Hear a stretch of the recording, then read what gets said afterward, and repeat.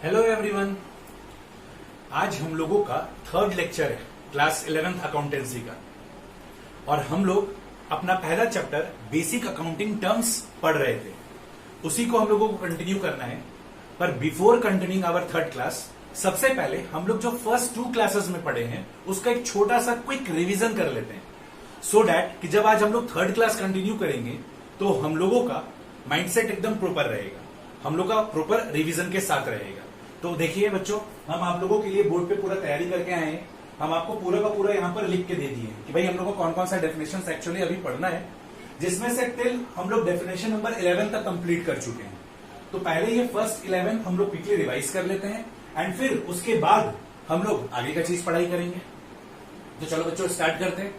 सबसे पहला हम लोगों का डेफिनेशन था एक्सपेंसेस। एक्सपेंसेस का मतलब क्या था बच्चों? एक्सपेंसेस का मतलब था वो अमाउंट जिसको एक पर्टिकुलर पीरियड में इंकर करते हैं ताकि बेनिफिट भी हमको उसी पीरियड में मिले। इंपॉर्टेंट बात क्या था?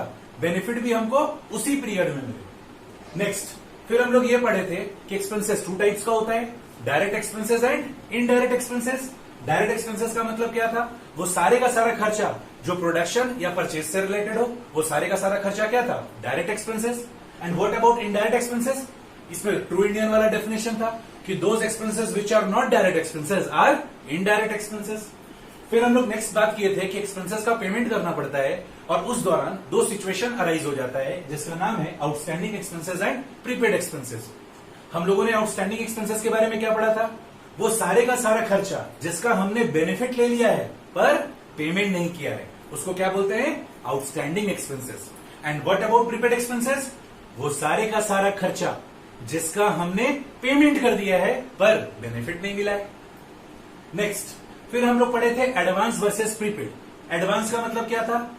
बिफोर एंटरिंग एनी एग्रीमेंट, अगर हम कुछ पैसा लेते हैं या देते हैं तो उसको क्या बोलेंगे? एडवांस। लेकिन एग्रीमेंट एंटर करने के बाद अगर कुछ लेते हैं देते हैं तो उसको क्या बोलेंगे? प्रीपेड। फिर हम लोगों ने डेफिनेशन पढ़ा था डेटर्स का। डेटर्स का मतलब क्या था बच्चों? वो पर्सन जिनको हम उधार में गुड्स और सर्विसेज देते हैं during normal course of time. वो पर्सन जिनको उधार में हम गुड्स और सर्विसेज बेचते हैं, प्रोवाइड करते हैं during normal course of time, during normal course of business, तो उसको क्या बोला जाता है? डेटर्स बोला जाता है। एंड सेम अगर जिनसे ले उनको क्या बोलेंगे? क्रेडिटर। वो पर्सन जिनसे हम उधार में गुड्स और सर्विसेज लेते हैं during normal course of business, उसको क्या बोला जाएगा? उसको बोला जाएगा क्रेडिटर। फोर्थ, रेवेन्यू का मतलब क्या पढ़े थे? मोटा मोटी तौर से रेवेन्यू का मतलब क्या था कि जो माल बेचकर हमको पैसा मिला, सर्विस प्रोवाइड करके जो हमको पैसा मिला, या फिर कोई ग्रॉस अर्निंग हुआ, लाइक हमको इंटरेस्ट मिला, डिविडेंड मिला, तो these are what? Revenue, gross inflow. या तो हमको मिल गया, या तो हमको मिलना है, या फिर हमको किसी और रूप में मिला। हम लोग रेवेन्यू का डेफिनेशन पढ़े थे ना। रेवेन्यू का डेफिनेशन क्या था? ग्रॉस इनफ्लो ऑफ कैश, या तो रुपया आ गया, ठीक है, या था फिर क्या था? रिसीवेबल। रिसीवेबल का मतलब क्या था? कि आया नहीं है, आना है। और फिर क्या था? और अदर कंसिडरेशन। अदर कंसिडरेशन का मतलब कि हमने जो माल बेचा, हमने जो सर्विसेज प्रोवाइड किया, उसके बदले हमको कंसिडरेशन कैश में नहीं आया है, कंसिडरेशन अदर देन कैश आया। जैसे हम एग्जांपल ये थे कि हमको आप लोगों ने मोबाइल दे दिया, राशन दे दिया, ठीक है, गोल्ड दे दिया, तो that was the definition of revenue. तो रेवेन्यू का मतलब क्या था? ग्रॉस इनफ्लो, ठीक है। फिर अगर हम रेवेन्यू में से एक्सपेंसेस माइनस करते थे तो क्या आता था बच्चों? इनकम। सिंपल सा था इनकम का मतलब। तो revenue minus expenses is an income. उसके बाद हम आपको बताए थे कि इनकम भी 2 तरह का होता है। अगर आप रेगुलर एक्टिविटी से बिजनेस करो, अगर आपका बिजनेस करना रेगुलर एक्टिविटी है, तो रेगुलर एक्टिविटी से होने वाला फायदे को क्या बोला जाता है? प्रॉफिट। और अगर आपको इरेगुलर एक्टिविटी से फायदा हो गया तो उसको क्या बोला जाएगा? गेन। अगर आपको रेगुलर एक्टिविटी से फायदा हो गया तो उसको क्या बोलेंगे? प्रॉफिट। और अगर इरेगुलर एक्टिविटी से फायदा हो गया तो क्या बोलेंगे? गेन। सिंपल। हम बिजनेस कर रहे हैं, हमको फायदा हो रहा है, दैट इज प्रॉफिट। लेकिन अगर हम लॉटरी टिकट खरीदे और मेरा लॉटरी इनकम लग गया तो फिर उस केस में वो जो मेरे को पैसा मिलेगा वो क्या कहलाएगा? गेन। नेक्स्ट फिर हम लोग पढ़े थे अक्रूड इनकम और income received in advance. Accrued income का 2 डेफिनेशन था। नंबर 1 डेफिनेशन क्या था बच्चों? अक्रूड इनकम का वो इनकम जो अक्रू हो गया है, अराइज हो गया है, लेकिन ड्यू नहीं हुआ है इसलिए रिसीव नहीं हुआ है।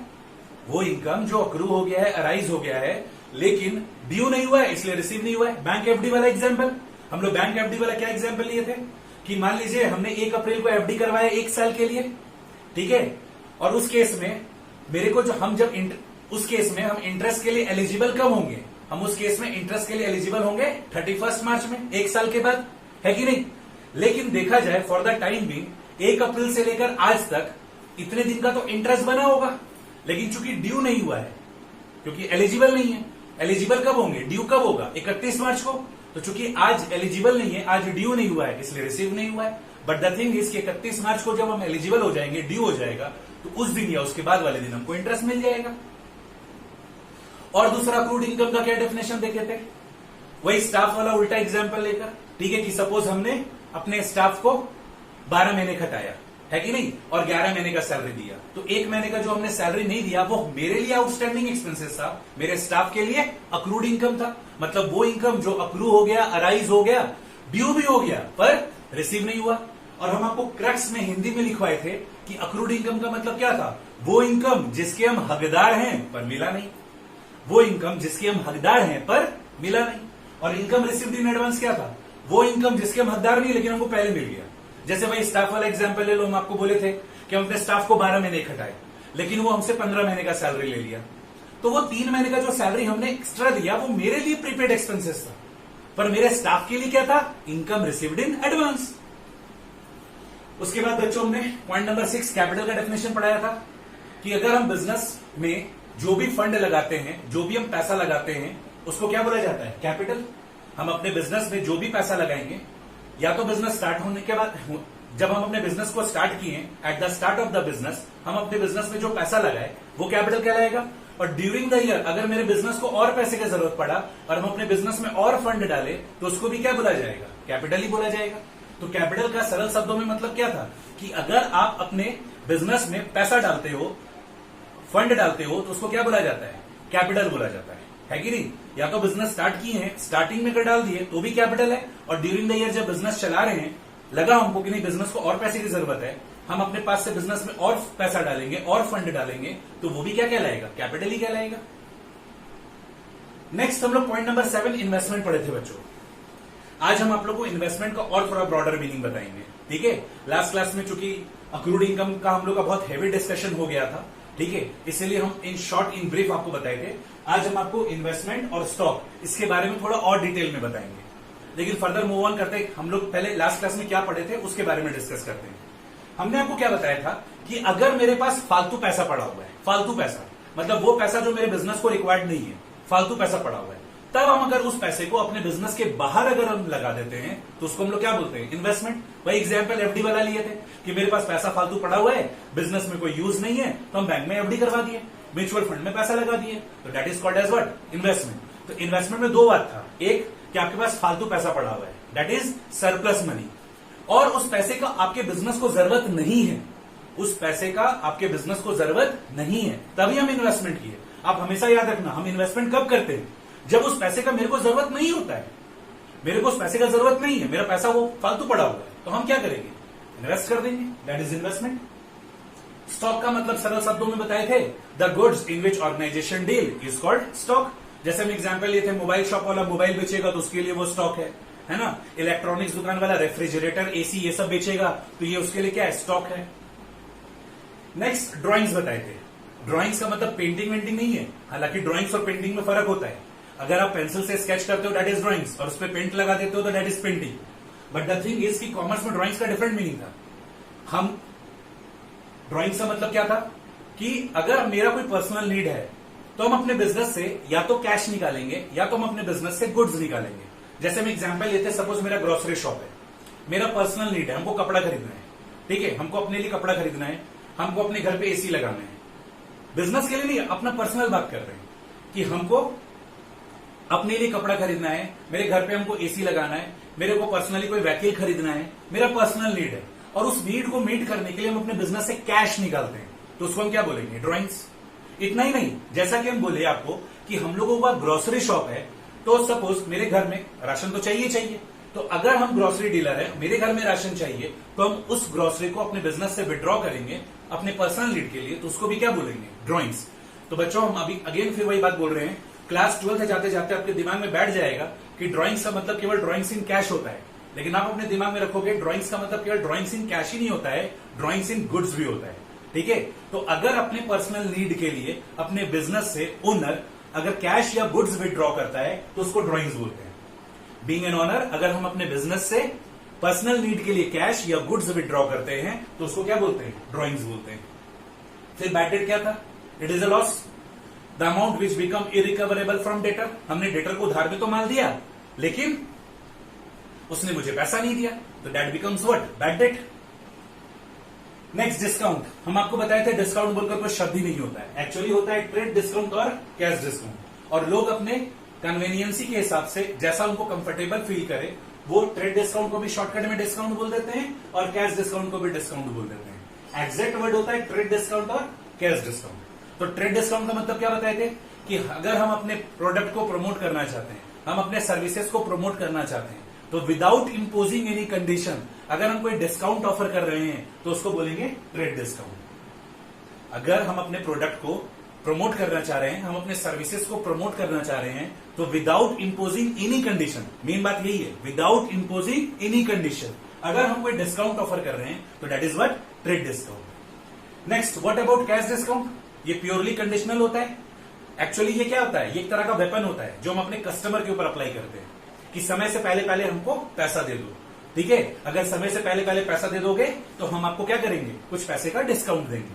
That is what? Cash discount. This discount is offered by seller to his buyer for making prompt payment। समय से पहले पहले पैसा दे दो। ठीक है, फिर हम लोग पढ़े थे bad debt versus discount, that is bad debt versus cash discount. इसी को डिस्काउंट अलाउड बोलेगा हम लोग के क्वेश्चन में। तो बैड डेट क्या होता है? इट इज अ लॉस, और कैश डिस्काउंट क्या होता है? It is an expense. तो यहां तक बच्चों हम लोग लास्ट क्लास में पढ़े थे और वही हम आप लोगों के साथ अभी सारे का सारा रिवीजन कर रहे हैं। अब हम क्या करेंगे? अभी मेरा आज का टारगेट क्या है? आज हम सबसे पहले आपको इन्वेस्टमेंट और स्टॉक के बारे में थोड़ा सा ब्रॉडर नॉलेज देंगे, थोड़ा सा। ठीक है, क्योंकि इतना आप लोग समझ चुके हो, तो अब जो हम आपको दो डेफिनेशन में और थोड़ा सा डेप्थ देंगे तो आप उसको डाइजेस्ट कर पाओगे, क्योंकि हम आपको अभी रिवीजन भी करवा चुके हैं। तो हम आपको ये दोनों का दोनों जो डेफिनेशन है, ये दोनों को दोनों जो पढ़ाए थे, इसमें थोड़ा सा हम आपको और डीप नॉलेज देने जा रहे हैं। फिर उसके बाद हम लोग एसेट का डेफिनेशन पढ़ेंगे, लाइबिलिटीज पढ़ेंगे और इंस्टॉलमेंट पढ़ेंगे, है ना। तो ये वाला हम लोगों को पढ़ने जाना है। ठीक है, तो हम लोग इसको स्टार्ट करने जा रहे हैं।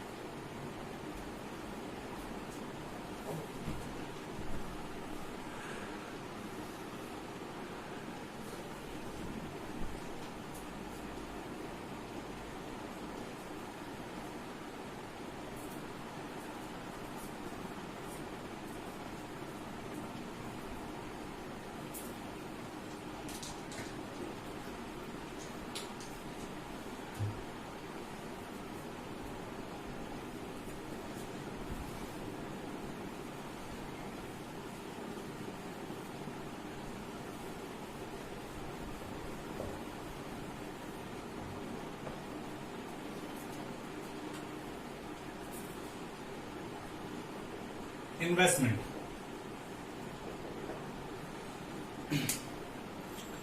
एक्चुअल में बच्चों जो इन्वेस्टमेंट होता है ना, वो दो तरह का होता है। एक्चुअल में जो इन्वेस्टमेंट होता है वो दो तरह का होता है। एक को बोलते हैं ट्रेड इन्वेस्टमेंट और एक को बोलते हैं नॉन ट्रेड इन्वेस्टमेंट। एक्चुअल में जो इन्वेस्टमेंट होता है बच्चों वो दो तरह का होता है, एक को बोलते हैं ट्रेड इन्वेस्टमेंट और एक को बोलते हैं नॉन ट्रेड इन्वेस्टमेंट। लेमन भाषा में बात करो तो लोग इसको लेमन भाषा में इंटरनल इन्वेस्टमेंट बोलते हैं और इसको एक्सटर्नल इन्वेस्टमेंट बोलते हैं।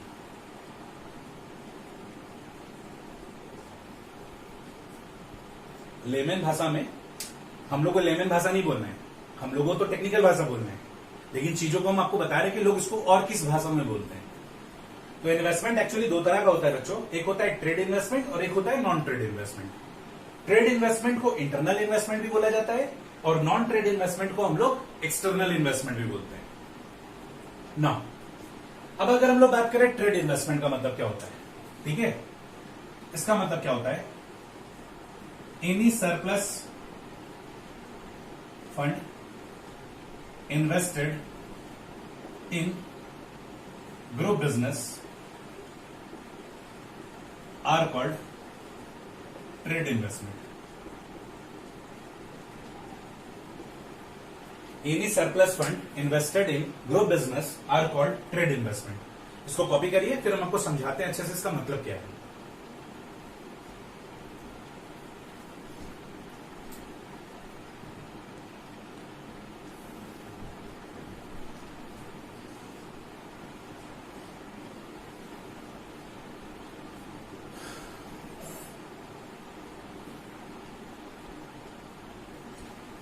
इसको ऐसे समझो बच्चों, सपोज करो एग्जाम्पल में, है ना, सपोज करो मेरा एक ग्रोसरी का शॉप है, एक मेडिसिन का शॉप है और एक गारमेंट्स का शॉप है। मेरा 3 शॉप है, ठीक है। हम ग्रोसरी डीलर भी हैं, ठीक है, मेडिसिन भी सप्लाई करते हैं और गारमेंट्स भी सेल करते हैं। मेरा ये 3 बिजनेस है। जब हम ये तीनों बिजनेस स्टार्ट किए होंगे तो बीइंग एन ओनर, जब हम इस बिजनेस में पैसा डाले होंगे तो उसको हम क्या बोलेंगे? बीइंग एन ओनर, हम जब ग्रोसरी में, मेडिसिन में, गारमेंट्स में जब ये बिजनेस स्टार्ट किए होंगे तो हम इसमें पैसा डाले होंगे, तो उसको ये grocery business, medicine business, garments business क्या बोलेगा? उसको बोलेगा कैपिटल। क्या बोला जाएगा? Capital. The fund invested by the owner towards his business.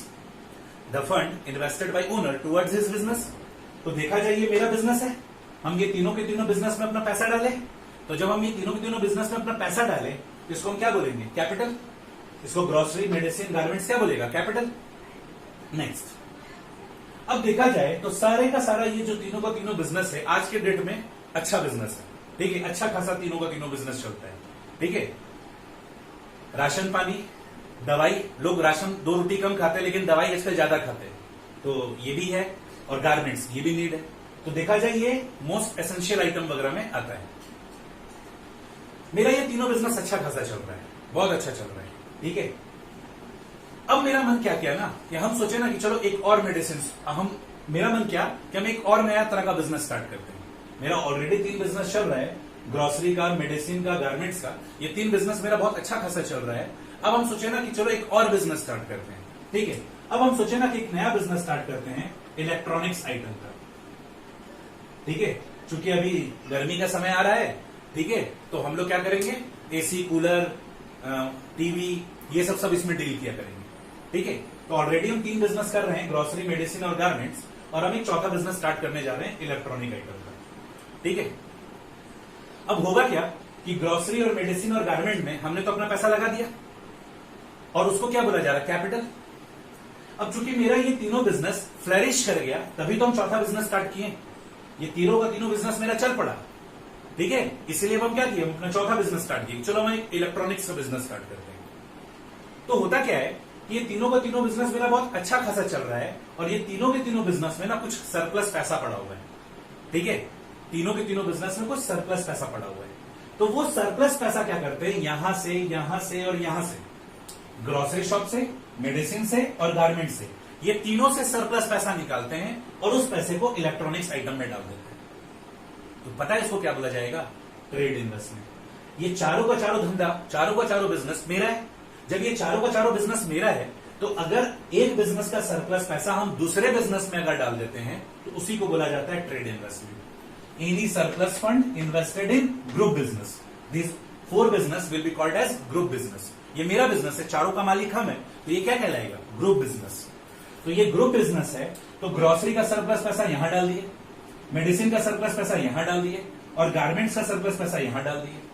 तो पता है ग्रोसरी, मेडिसिन और गारमेंट्स, इसको बोलेगा trade investment. Grocery, medicine, garment, इसको क्या बोलेगा? Trade investment. और ये क्या बोलेगा? इलेक्ट्रॉनिक आइटम वाला, ये बोलेगा लोन। ये क्या बोलेगा? लोन। ये बोलेगा loan from grocery shop, loan from medicine, loan from garments. अच्छा बच्चों एक बात बताओ, ये मेरा ग्रुप बिजनेस है, अभी हम जैसे लोन बोले होंगे आपके दिमाग में इंटरेस्ट वर्ड क्लिक कर गया होगा।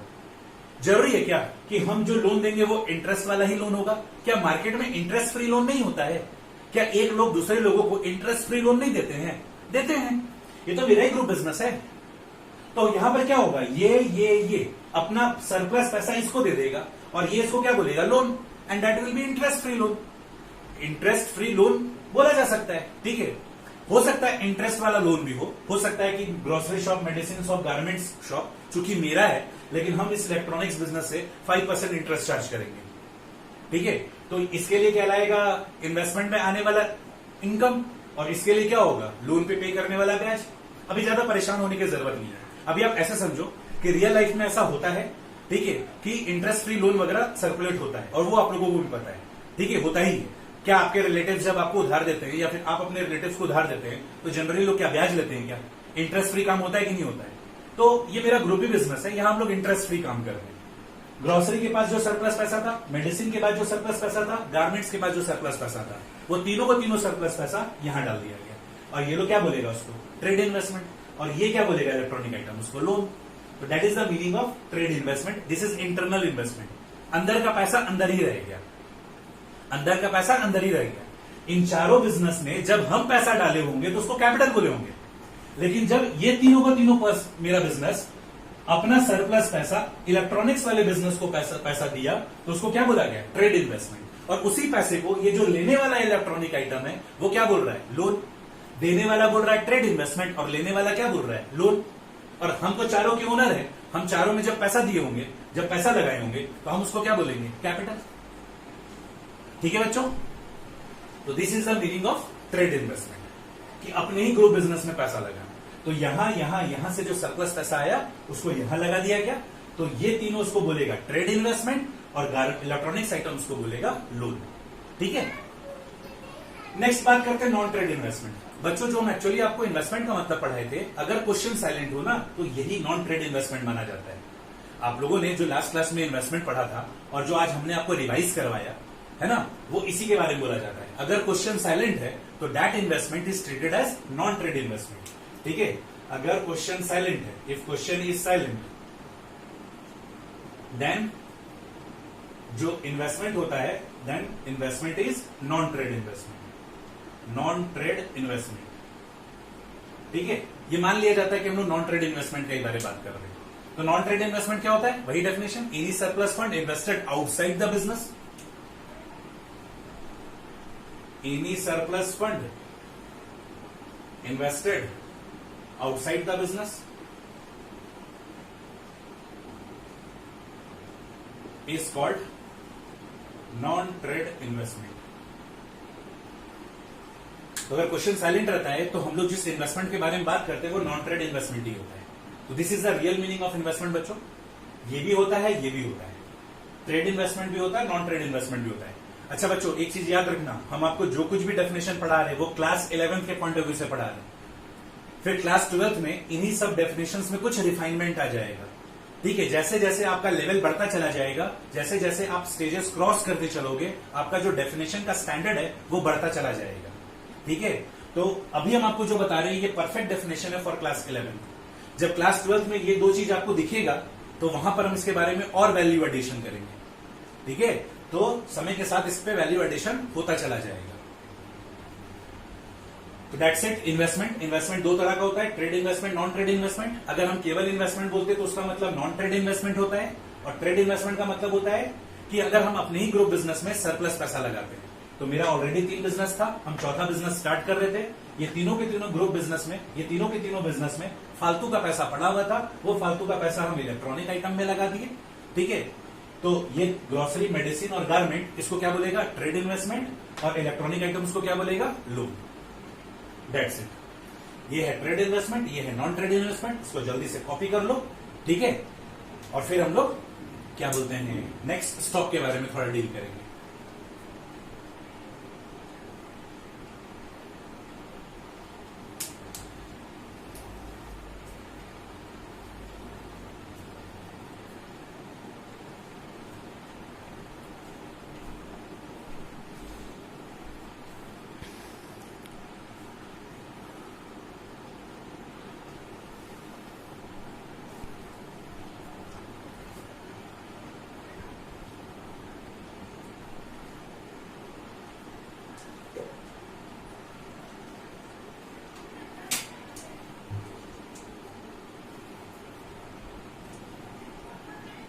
नेक्स्ट बढ़ते बच्चों।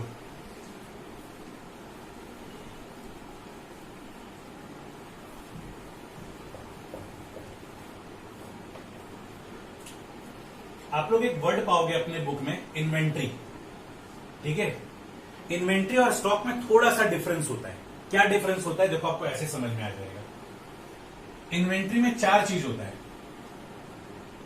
Number 1 raw material, number 2 work in progress. Sir ये वर्क इन प्रोग्रेस क्या होता है? सेमी फिनिश्ड गुड्स, जो कुछ बनके तैयार हो गया है और कुछ बनके तैयार होना बाकी है। ठीक है, गेहूं क्या होता है? Raw material. लेकिन जब गेहूं को आप पिसा देते हो, ठीक है, और उसका जब आटा का लोई बना लेते हो, तो वो आटा क्या है? Semi finished goods. आटा थोड़ी खाओगे, रोटी खाना है ना, तो उसको फर्दर प्रोसेसिंग करोगे, रोटी बनाओगे, that is what? Finished goods.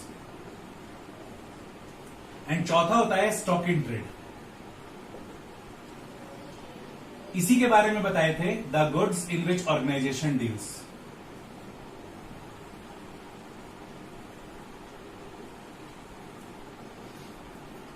देखो बच्चों, ये 3 तरह का इन्वेंट्री जनरली मैन्युफैक्चरिंग यूनिट में पाया जाता है। क्योंकि जो मैन्युफैक्चरिंग यूनिट है वो क्या करेगी? वो रॉ मटेरियल लाएगी, उसको फर्दर प्रोसेस करेगी, कुछ प्रोसेसिंग करने के बाद गुड्स सेमी फिनिश्ड हो जाएगा, फिर उसको फर्दर और प्रोसेस करेगी और उसको वो फिनिश्ड गुड्स में कन्वर्ट कर देगी। क्योंकि कभी कभी ऐसा होता है कि सेमी फिनिश्ड गुड्स भी मार्केटेबल होता है। कभी कभी ऐसा होता है कि सेमी फिनिश्ड गुड्स भी क्या होता है? मार्केटेबल होता है। ठीक है, जैसे एक कपड़े का आप ले लो मैन्युफैक्चरिंग यूनिट, वो लोग इंसेक्ट से क्या करता है? थ्रेड निकालता है। अब देखा जाए, वो जो थ्रेड है वो शर्ट के कपड़े के लिए रॉ मटेरियल है। जो थ्रेड है वो शर्ट के कपड़े के लिए रॉ मटेरियल है कि नहीं? पर देखा जाए थ्रेड बाजार में बिकता है, फिर थ्रेड से फैब्रिक बनाया जाता है, मतलब शर्ट का कपड़ा। तो शर्ट का कपड़ा भी क्या है? मार्केटेबल है, और फिर शर्ट के कपड़े से शर्ट बनाया जाता है। तो मैन्युफैक्चरिंग यूनिट में ऐसा होता है कि वो लोग जो रॉ मटेरियल लाते हैं, फिर उससे वो लोग सेमी फिनिश गुड्स बनाते हैं, वो मार्केटेबल भी होता है, और फिर वो फर्दर उसमें प्रोसेसिंग करके उसको फिनिश गुड्स भी बनाते हैं। तो you will find this type of this 3 inventory in manufacturing unit. तो एक मैन्युफैक्चरिंग यूनिट का 3 इन्वेंट्री होता है, raw material, semi finish goods और फिनिश गुड्स। और अगर बात करें स्टॉक इन ट्रेड का, तो ये जनरली ट्रेडिंग ऑर्गेनाइजेशन में पाया जाता है। ट्रेडिंग ऑर्गेनाइजेशन, ट्रेडिंग ऑर्गेनाइजेशन का मतलब जो लोग रेडीमेड माल खरीद के बेचते हैं। ठीक है, जैसे आपके घर के बगल में किराने दुकान वाला, वो लोग क्या करता है? रेडीमेड माल खरीद के लाता, बेच देता है।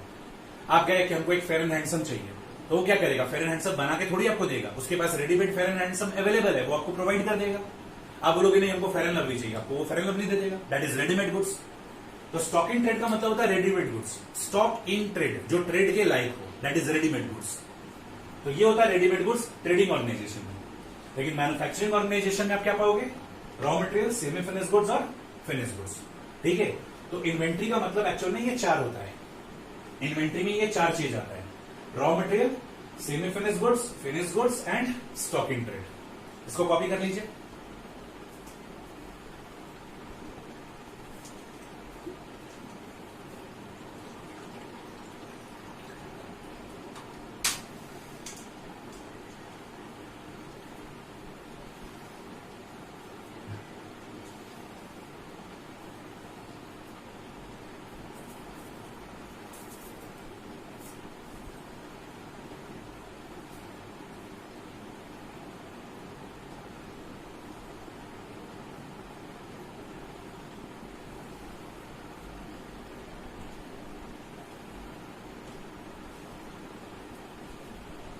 चलो बच्चों, अब हम लोग आगे बढ़ेंगे।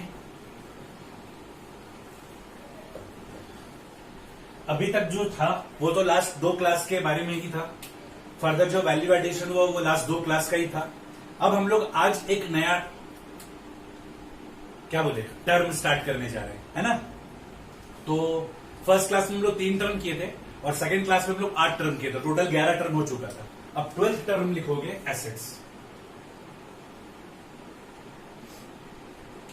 अगर डिक्शनरी मीनिंग का बात करें, अगर हम आपसे बोले कि बताओ एसेट्स का मतलब क्या होता है, तो यू विल से प्रॉपर्टी। अगर हम आपसे पूछेंगे एसेट्स का मतलब क्या होता है, तो आप लोग बोलोगे प्रॉपर्टी।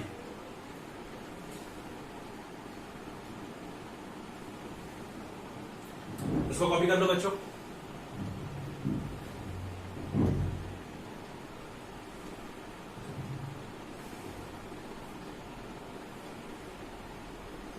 अच्छा बच्चों एक बात बताओ, हम आप लोगों को पढ़ा रहे हैं तो थोड़ा सा दिमाग में स्ट्रेस पड़ रहा है? अगर स्ट्रेस पड़ रहा है तो अच्छी बात है, क्योंकि हम लोग कोई छोटा मोटा पढ़ाई नहीं करते। ऐसे अभी आप लोग के साथ ऐसा होगा कि कुछ आप लोग फ्रेंड्स के साथ आर्ग्यूमेंट होगा, साइंस बेटर है, आर्ट्स बेटर है कि कॉमर्स बेटर है। उलझना मत, बस हम आपको बता रहे हैं इसलिए कि उलझना मत, क्योंकि ये जनरली क्लास 11th के बच्चों में ऐसा होता ही है। 10th के बाद वो लोग है ना आपस में दोस्त लोग भी लड़ाई करना शुरू कर देते हैं कि arts better, commerce better, science better. ठीक है, ये सब चीजें मत पढ़ना। हम आपको इसलिए बोल रहे हैं क्योंकि आपके दिमाग में थोड़ा सा स्ट्रेस पड़ रहा होगा और ये पढ़ना जरूरी भी है। रीजन भी कि आप कोई सस्ता पढ़ाई या कोई इजी पढ़ाई नहीं कर रहे।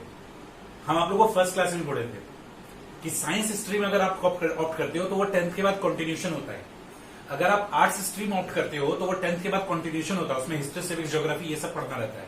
ठीक है, कुछ वैल्यू एडिशन भी होता है, पर बेसिक्स तो आपका क्लास 9-10th वाला रहता है। लेकिन जब आप 10th के बाद कॉमर्स पढ़ते हो ना तो 0 लेवल से स्टार्ट करना पड़ता है। इसलिए अगर सच पूछा जाए तो सबसे टफ होता है कॉमर्स। लेकिन चूंकि हम लोग कॉमर्स स्ट्रीम वाले लोग हैं तो हम लोग तो बट ऑब्वियस से लोग क्या बोलेगा कि तुम लोग तो अपना बड़ाई करोगे, तो हम लोग को वो सब चक्कर में नहीं पड़ना है कि नहीं। बस थोड़ा सा स्ट्रेस पड़ेगा और उसके लिए प्राउड फील करना कि हम लोग को थोड़ा स्ट्रेस पड़ रहा है और हम लोग अच्छे से समझ रहे हैं चीजों को। ठीक है, क्योंकि हम लोग 0 लेवल से स्टार्ट कर रहे हैं। स्टार्ट करते हैं एसेट्स। ठीक है, एसेट्स का अगर सरल शब्दों में बात किया जाए तो मतलब होता है प्रॉपर्टी, पर प्रॉपर्टी लिखने से तो आंसर मार्क्स मिलेगा नहीं। आपके एग्जाम में जो डिफाइन द फॉलोइंग टर्म्स आता है उसमें एसेट्स कंफर्म पूछेगा ही कि एसेट्स क्या होता है। ठीक है, तो एसेट्स पहचानने का 4 कंडीशन होता है, उसमें 4 फीचर्स होता है। अगर वो 4 फीचर मीट कर रहा है तो वो एसेट है। अगर उस 4 में से कोई भी एक फीचर मीट ना करे तो फिर वो एसेट नहीं है। ठीक है, कहने का मतलब वो 4 कंडीशन क्या है। नंबर 1 कंडीशन क्या है? ओन्ड और कंट्रोल्ड बाय बिजनेस। जिस चीज को हम एसेट कह रहे हैं या तो उस पर मेरा मालिकाना हक होना चाहिए या तो उसको कंट्रोल कर सकते हैं। ठीक है, एग्जाम्पल से समझेंगे, टेंशन नहीं लेना है। तो एसेट किसको बोलेंगे? उस चीज पे मेरा या तो मालिकाना हक होना चाहिए या तो उस पर मेरा कंट्रोल होना चाहिए।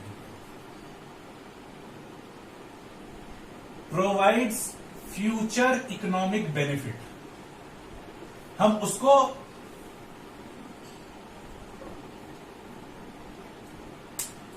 उसको एसेट बोलेंगे जो कि मेरे को क्या करता है? इकोनॉमिक बेनिफिट्स देता है। Provides future economic benefits. अब सर ये फ्यूचर इकोनॉमिक बेनिफिट क्या होता है? फ्यूचर इकोनॉमिक बेनिफिट का मतलब होता है इधर कॉस्ट सेविंग्स, या तो खर्चे में कंट्रोल हो जाए, और helps to increase sale, helps to increase revenue बोल सकते हो। ठीक है, हम उसको फ्यूचर इकोनॉमिक बेनिफिट बोलते हैं जो या तो मेरे खर्चे को कम करता है या तो फिर मेरे सेल को बढ़ाता है, रेवेन्यू को बढ़ाता है। तो ऐसे भी ज्यादा से ज्यादा पैसा कमाने का क्या लॉजिक होता है? अगर आप ज्यादा से ज्यादा पैसा कमाना चाहते हैं तो आपको क्या करना चाहिए? अपने रेवेन्यू को बढ़ाना चाहिए और अपने खर्चे को कम करना चाहिए। अगर आप अपने रेवेन्यू को ज्यादा से ज्यादा बढ़ाइएगा और अपने खर्चे को कम से कम करिएगा तो आप ज्यादा से ज्यादा कमाएंगे। That's it. तीसरा, मे बी टेंजिबल और इनटेंजिबल। ये टेंजिबल भी हो सकता है और इनटेंजिबल भी हो सकता है। सर अब इसका मतलब क्या होता है? टेंजिबल और इनटेंजिबल मतलब थोड़ा देर रुको, बताते हैं टेंजिबल और इनटेंजिबल का मतलब क्या होता है। एंड चौथा होता है having recoverable value. Having recoverable value, जब भी उसको बेचने जाएंगे तब हमको कुछ ना कुछ पैसा जरूर मिलेगा। जब भी हम उसको बेचने जाएंगे तब हमको कुछ ना कुछ पैसा जरूर मिलेगा। तो अगर उस पर्टिकुलर चीज में 4 कंडीशन फुलफिल हो रहा है तो उसको हम एसेट बोलेंगे। जल्दी से इसको कॉपी कर लीजिए।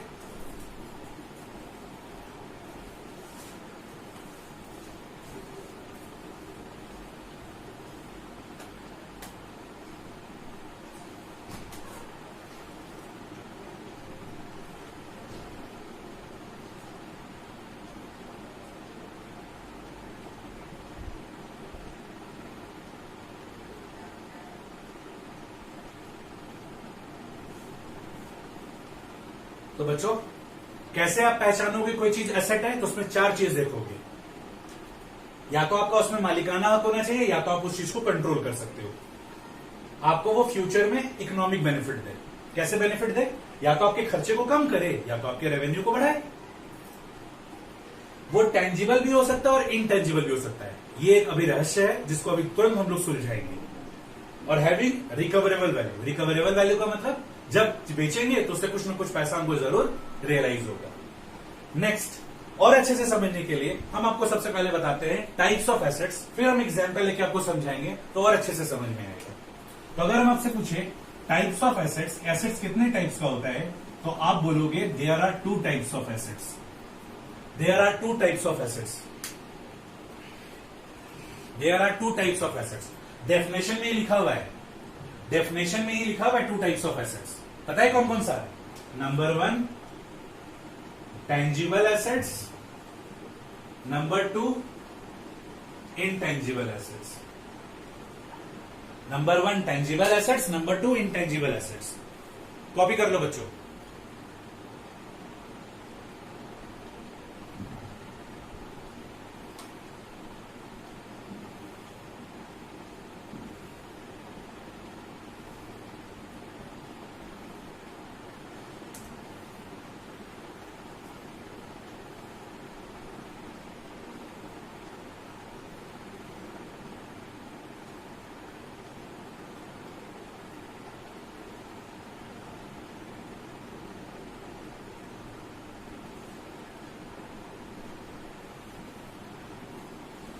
अब बात करते हैं टेंजिबल एसेट और इनटेंजिबल एसेट का मतलब क्या होता है।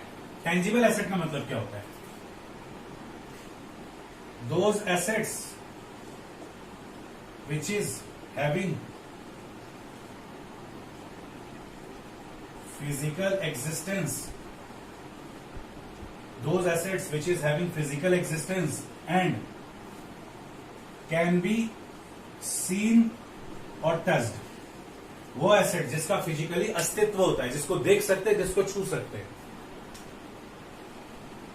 और वो asset, those assets which is not having any physical existence,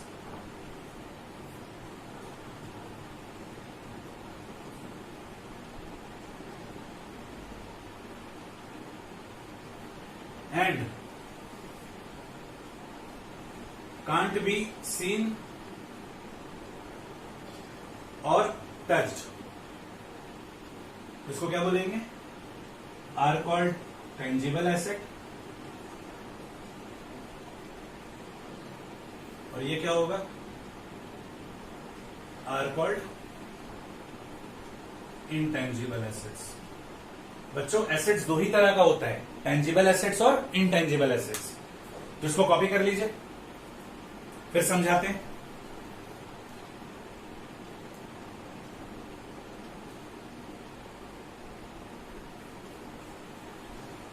तो those assets which is having physical existence and can be seen और touched are called tangible asset. तो पहले आप किसी भी चीज को एसेट बोलने से पहले एक क्राइटेरिया चेक करना कि क्या उस पर मेरा मालिकाना हक या कंट्रोल है। क्या उससे हमको फ्यूचर में इकोनॉमिक बेनिफिट होगा। क्या वो टेंजिबल या इनटेंजिबल है, अगर कोई एक मिल जाए। और क्या उसका कोई ना कोई रिकवरेबल वैल्यू है। अगर ये क्राइटेरिया फुलफिल हो जाए तब आप बोलोगे उसको एसेट है ना। तो those assets which is having physical existence and can be seen or touched, ठीक है। और those assets which is not having any physical existence, physically कोई उसका अस्तित्व नहीं है, ना इसको देख सकते नहीं छू सकते, उसको बोलते हैं इंटेंजिबल एसेट। ठीक है। जब आप लोगों का स्कूल में पढ़ाई होगा ना बच्चों, तो आप देखना कुछ कुछ लोग इस तरीके से आंसर बोलेंगे कि those assets which is not having physical existence and can't be seen, touch और filled। ए भाई मेरे, ये क्या है? can't be seen and touched and feel। तो फील विल ये सब नहीं बोलना है, ये गलत बात है। डेफिनेशन को कंट्रोल वे में बोलना है, ठीक है। बोलने को लोग है ना इसमें अपना संयम खो देते हैं और बोल देते हैं which can't be touch, seen and feel. तो फीलिंग विलिंग ये सब बात नहीं करना है। टेंजिबल एसेट का मतलब क्या है? वो एसेट जिसका फिजिकली अस्तित्व है, जिसको देख सकते हैं, छू सकते हैं, दैट इज टेंजिबल एसेट। और जिसका फिजिकली कोई अस्तित्व नहीं है, नहीं देख सकते नहीं छू सकते, उसको क्या बोलेंगे? Intangible asset. अब आइए एग्जाम्पल से क्लियर कर लेते हैं।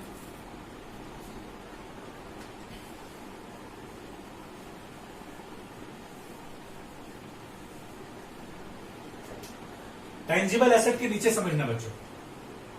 Example number 1, land, building, check करो क्या लैंड और बिल्डिंग एसेट है? लैंड एंड बिल्डिंग पे मेरा मालिकाना अधिकार है, ठीक है, फ्यूचर इकोनॉमिक बेनिफिट भी देता है, टेंजिबल फॉर्म में भी है और हैविंग रिकवरेबल वैल्यू भी है, मतलब land and building is qualified as asset. फिर एक होता है प्लांट एंड मशीनरी। बच्चों ये पौधा वाला प्लांट एंड मशीनरी नहीं है, प्लांट मीन्स नॉट पौधा, ठीक है। यहां प्लांट एंड मशीनरी का मतलब क्या होता है? The group of immovable machines which are assembled together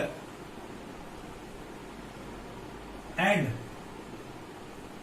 tightened to earth, wall, etc. are called plant and machinery. Plant and machinery क्या होता है? बहुत सारा इमूवेबल मशीन्स का ग्रुप जिसको आपस में हम असेंबल कर देते हैं, जोड़ देते हैं और उसको दीवार से या धरती पे क्या कर देते हैं? टाइटन, मजबूती से उसको जोड़ देते हैं, ठीक है, ठोका पीटी करके। तो उसको क्या बोला जाता है? Plant and machinery. तो प्लांट एंड मशीनरी क्या होता है? The group of immovable machines which are assembled together and tighten to earth और wall etcetera are called as plant and machinery. ठीक है, आप लोग नाम सुने होंगे बोकारो स्टील प्लांट। तो बोकारो स्टील प्लांट का मतलब ये थोड़ी कि वहां स्टील का पौधा लगा हुआ है, वहां पर पौधा से स्टील उगता है फिर हम लोग स्टील तोड़ लेते हैं, ऐसा होता है क्या? नहीं, वहां पर क्या होता है? रॉ मटेरियल से स्टील बनाया जाता है। That is what steel plant क्यों बोला जा रहा है? क्योंकि वहां बहुत सारा मशीन है जो कि इमूवेबल नेचर का है, आपस में असेंबल कर दिए हैं, ठीक है, वहां प्रोडक्शन का काम हो रहा है। और वो जो आपस में असेंबल हो रखा होगा उसको दीवार से, जमीन से, है ना, टाइट कर रखे होंगे। तो the group of immovable machines which are assembled together and tighten to earth, wall etcetera are called plant and machinery. छोटे छोटे बात का मीनिंग हम लोगों को पता होना चाहिए, ठीक है। इसको मिटा रहे हैं।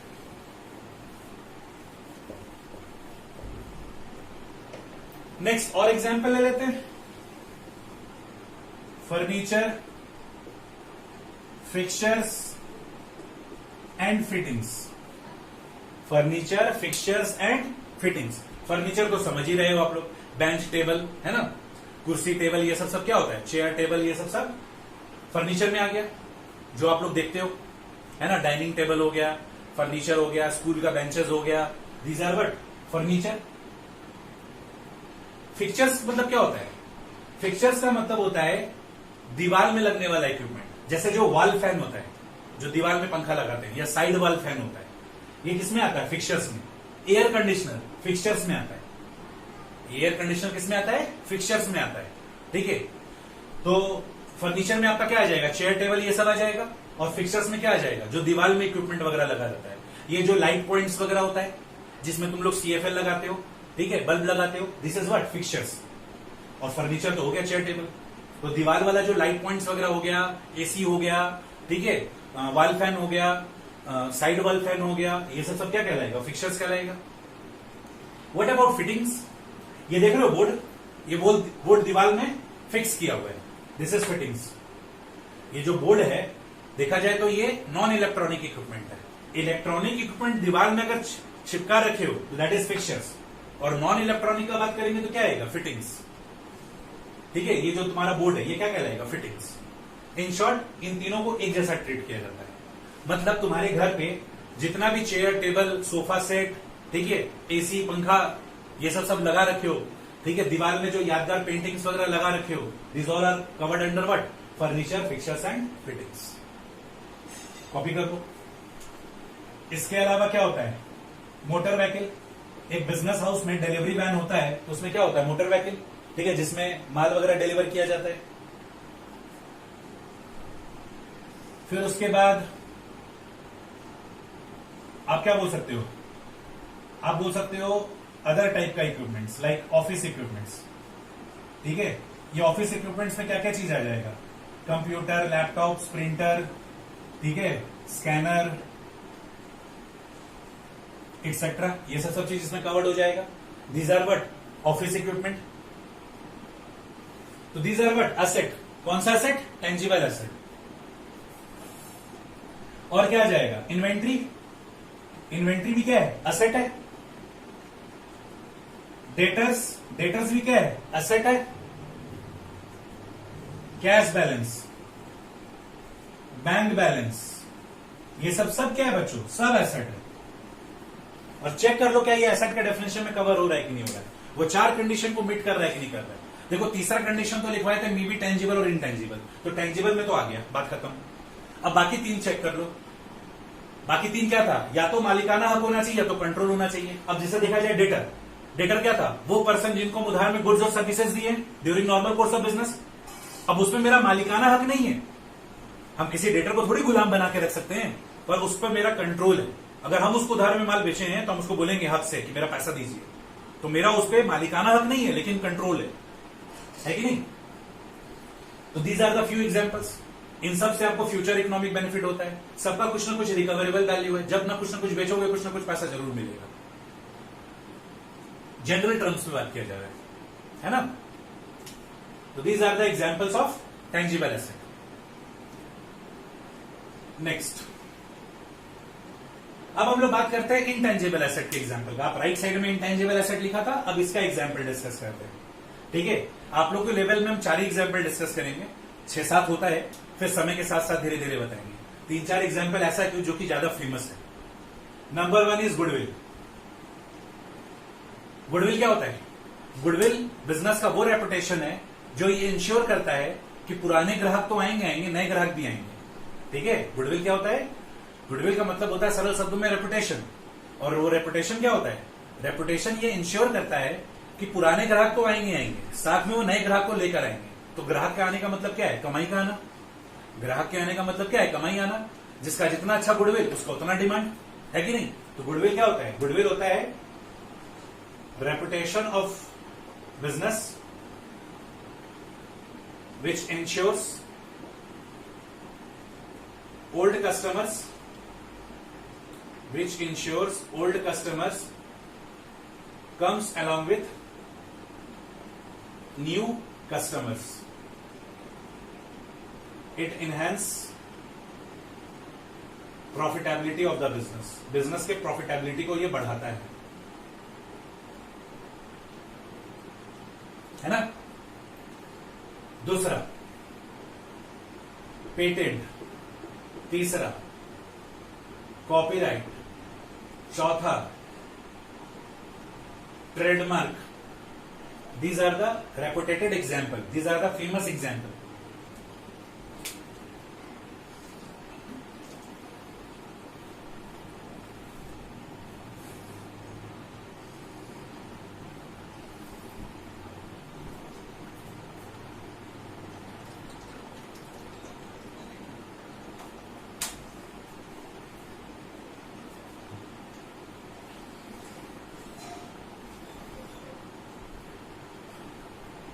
पेटेंट का मतलब क्या होता है बच्चों? पेटेंट का मतलब होता है राइट टू मैन्युफैक्चर या प्रोसेस। कॉपीराइट का मतलब होता है राइट टू पब्लिश। और ट्रेडमार्क का मतलब होता है ब्रांड लोगो। समझते हैं 1 बाय 1। इंडिया में आप देखोगे कि हर सामान का कोई ना कोई सब्स्टिट्यूट अवेलेबल है। आप इंडिया में देख लेना, जनरली आपको हर सामान का सब्स्टिट्यूट मिल जाता है जिससे आप संतोष कर सकते हो। टाटा का नैनो गाड़ी आता है, क्या उसका मार्केट में सब्स्टिट्यूट है? क्या टाटा कंपनी का मार्केट में सब्स्टिट्यूट है? एक भी नहीं है। वो जो छोटा गाड़ी है जिसका इंजन पीछे होगा, वो छोटू सा गाड़ी किस कंपनी में आता है? केवल टाटा कंपनी में आता है। इसके अलावा और कोई कंपनी टाटा नैनो जैसी गाड़ी नहीं बनाती है। सेप इन साइज का बनाती होगी पर उस कंसेप्ट का नहीं बनाती है जिस कंसेप्ट का टाटा नैनो है। जबकि आप देख लो बाकी जितना भी आपको व्हीकल मिल जाएगा, हर कंपनी में सेम कॉन्सेप्ट का आपको व्हीकल मिल ही जाना है, लेकिन टाटा नैनो का सेम कॉन्सेप्ट आपको नहीं मिलेगा। रीजन भी जानते हो? टाटा कंपनी ने उसका पेटेंट करवा रखा है कि उसका मैन्युफैक्चरिंग वही कर सकता है और उसको बनाकर भी वही बेच सकता है। तो ये क्या इंश्योर करता है कि जो जो टाटा नैनो लवर होंगे, जो जो नैनो लवर होंगे, वो क्या करेंगे? टाटा कंपनी से ही खरीदेंगे। तो ये क्या कर दिया? पेटेंट इंश्योर कर दिया, आपके ग्राहक को फिक्स कर दिया कि जो जो जिसको नैनो से मोहब्बत है वो आइए टाटा कंपनी में और नैनो खरीद के जाइए। कमाई किसका बढ़ेगा? टाटा कंपनी का। That is what, that is the power of patent. Next is copyright. Copyright क्या होता है? Right to publish.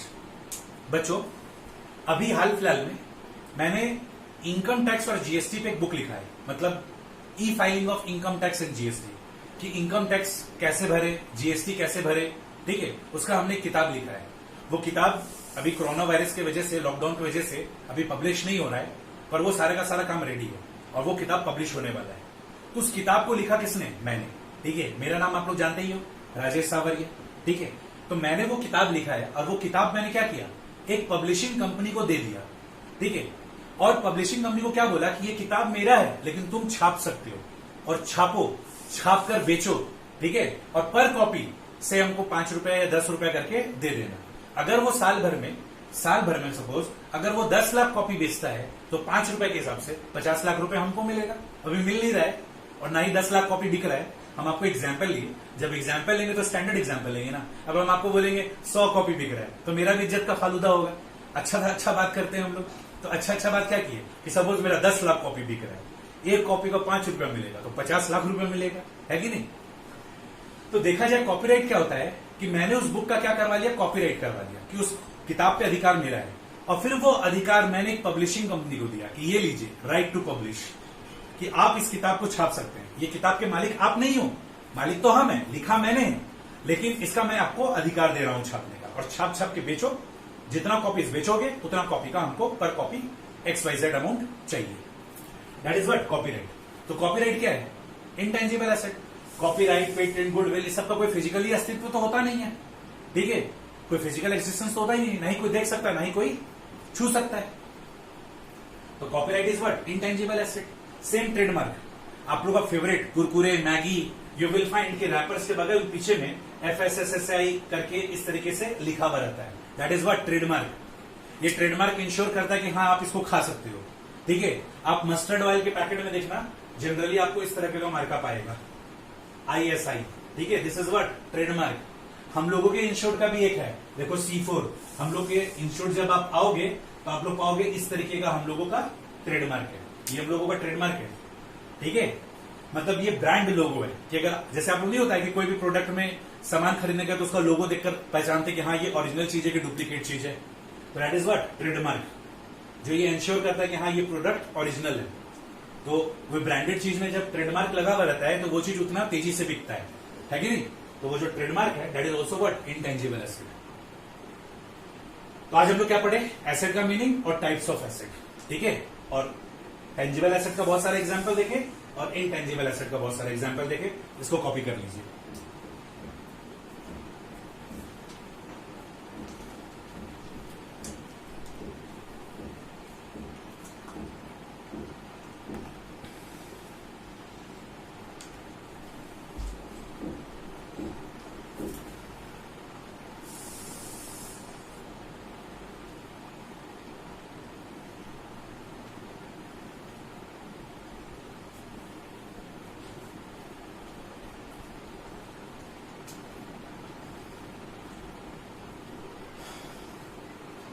तो बच्चों हमने आपको लास्ट 2 क्लास को रिवाइज करवाया और आज की क्लास में वैल्यू एडिशन में हमने आपको एसेट का मतलब बताया और टाइप्स ऑफ एसेट का मतलब बताया.